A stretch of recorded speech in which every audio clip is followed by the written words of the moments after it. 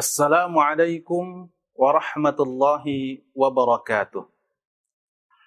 Alhamdulillah, alhamdulillahilladzi an'amana bi ni'matil imani wal islam wa huma min a'zamin ni'ami wa kafa bihima min ni'mah. Summa salatu wassalamu ala asyrafil anbiya'i wal mursalin sayyidina wa maulana Muhammadin wa ala alihi wa sahbihi ajma'in, amma ba'd. Wa qala Allah Ta'ala fil Qur'anil Azim, a'udzu billahi minasy syaithanir rajim. Bismillahirrahmanirrahim. Syahrul Ramadan alladzi unzila fihi al-Qur'an hudan lin-nas wa bayyinatin minal huda wal furqan. Shadaqallahul azim. Para pemirsa yang berbahagia dimanapun Anda berada, di hari ini kita masih berada dalam suasana melaksanakan ibadah shaum, ibadah puasa, di bulan yang mulia, di bulan yang agung, bulan suci Ramadan. Bulan yang mana pintu surga dibuka, pintu neraka ditutup, dan para syaitan dibelenggu. Dan tentunya kita sebagai muslim mengharapkan ibadah Ramadan kita pada tahun ini menjadi salah satu ibadah Ramadan yang terbaik dalam kehidupan kita. Oleh karena itulah kita dianjurkan di bulan Ramadan ini memperbanyak qiraatul Quran, membaca Al-Quran.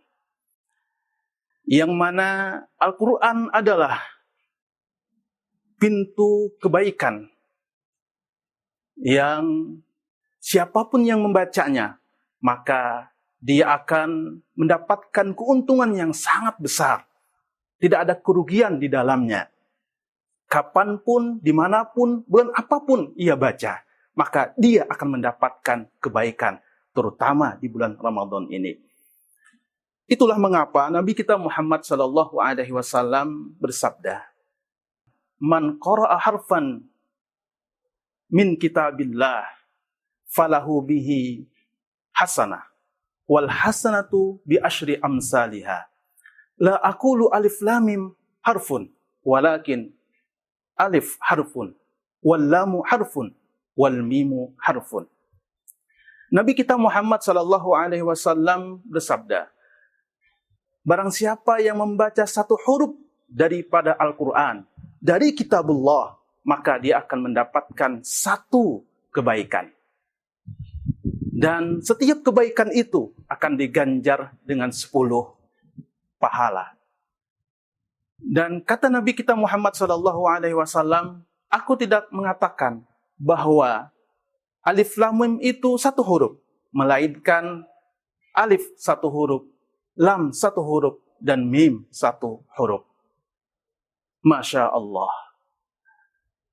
Coba kita bayangkan, dengan mengucapkan alif lam mim saja, kita sudah mendapatkan 3 huruf, sama dengan 3 kebaikan, sama dengan 30 balasan lipat ganda dari Allah Subhanahu wa Ta'ala. Lalu bagaimana dengan orang yang membaca 1 surah penuh, dengan orang yang membaca 1 juz penuh, bahkan mengkhatamkan Al-Quran selama di bulan Ramadan ini? Semakin banyak ia baca, maka semakin banyak pula kebaikan-kebaikan yang Allah berikan kepadanya. Para pemirsa yang berbahagia, as-shaimin, as-shaimat rahimakumullah. Di samping itu pula, kita meyakini bahwa setelah kehidupan dunia ini ada kehidupan akhirat. Kita akan berada pada suatu keadaan di mana matahari didekatkan, tinggal 1 kilan saja. Panasnya membakar kulit kita. Rasa haus mencekik tenggorokan kita. Rasa lapar sangat sakit kita rasakan. Dan ternyata Al-Quranlah yang menjadi penolong kita, juru penyelamat kita. Sebagaimana sabda Nabi kita Muhammad SAW. Iqra'ul Qur'an fa innahu ya'ti yaumal qiyamah syafi'an li ashabi. Bacalah Al-Quran, karena Al-Quran itu nanti akan datang pada hari kiamat, menjadi penolong, menjadi penyelamat bagi orang yang suka membacanya. Kaum muslimin, as-shaimin, as-shaimat rahimakumullah. Minimal ada 3 hal yang bisa menjadi motivasi kita untuk memperbanyak membaca Al-Quran di bulan yang mulia ini. Yang pertama, di bulan Ramadan ini, ayat Al-Quran pertama kali diturunkan oleh Allah Subhanahu wa Ta'ala. Sejarah mencatat surah Al-Alaq ayat 1 sampai ayat 4 diturunkan di bulan Ramadan. Iqra bismi rabbikal ladzi khalaq, khalaqal insana min 'alaq. Iqra wa rabbukal akram alladzi 'allama bil qalam. Yang kedua, di bulan Ramadan ini Al-Quran diturunkan secara jumlatan wahidah, secara sempurna, secara utuh, atau yang kita kenal pada malam Lailatul Qadar, malam keagungan, malam kemuliaan, yang apabila kita beribadah pada malam tersebut, maka ibadah kita bernilai khairun min alfi syahrin, 1000 bulan lamanya, atau 83 tahun kita dinilai beribadah kepada Allah Subhanahu wa Ta'ala. Subhanallah, Masya Allah. Kaum muslimin, as-shaimin, as-shaimat rahimakumullah. Yang ketiga, di bulan Ramadan ini pula malaikat Jibril alaihi salam datang bertemu dengan Nabi kita Muhammad sallallahu alaihi wasallam untuk tadarus Al-Quran. Sebagaimana yang diriwayatkan dalam sebuah hadis sahih. Kana Jibril alaihi salam yalqan Nabi sallallahu alaihi wasallam fi kulli lailatin min Ramadan fayudarisul Quran. Adalah malaikat Jibril menemui Nabi kita Muhammad sallallahu alaihi wasallam pada setiap malam Ramadan. Untuk apa? Untuk tadarus Al-Quran. Bahkan dalam riwayat dinyatakan di tahun terakhir di mana Nabi kita wafat, maka intensitas pertemuan Nabi kita dengan malaikat Jibril dalam rangka tadarus Al-Quran semakin meningkat dari tahun-tahun sebelumnya. Hal itu bertujuan untuk memastikan bahwa Al-Quran ini telah diturunkan dengan sempurna. Tidak ada yang terlewatkan, tidak ada yang tertinggalkan, tidak ada yang terlupakan dalam ingatan Nabi kita Muhammad sallallahu alaihi wasallam. Dari sanalah para pemirsa, para ulama kita, orang-orang soleh dahulu, salafun soleh, mereka menganjurkan kepada kita semua untuk menghatamkan Al-Quran selama di bulan Ramadan.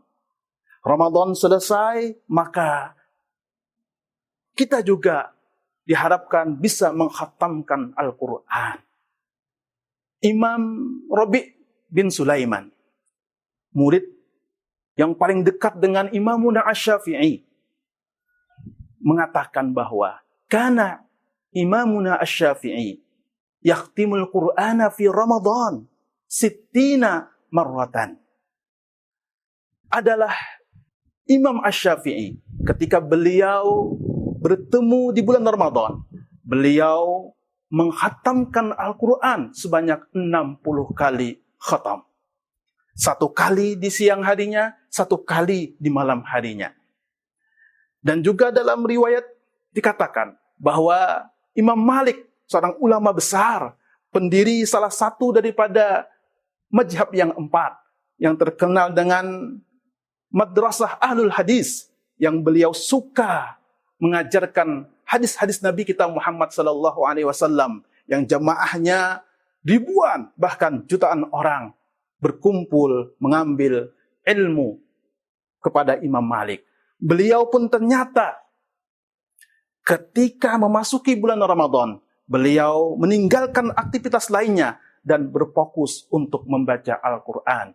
Karena Al-Quran di bulan Ramadan diturunkan oleh Allah Subhanahu wa Ta'ala. Ramadan syahrul Quran. Kaum muslimin, as-shaimin, as-shaimat rahimakumullah. Semoga kita bisa meneladani, mengikuti jejak langkah daripada salafun saleh, menjadikan Al-Quran teman terbaik dalam kehidupan kita sehari-hari. Dan yakinlah, Barang siapa yang menjadikan Al-Quran sebagai temannya, Al-Quran tidak akan pernah mengecewakannya. Al-Quran tidak pernah meninggalkannya. Dan Al-Quran tidak pernah merugikannya. Semoga kita menjadi ahlul Quran wa khassatuh. Amin ya rabbal alamin. Hadanallahu wa iyyakum ajma'in. Assalamualaikum warahmatullahi wabarakatuh.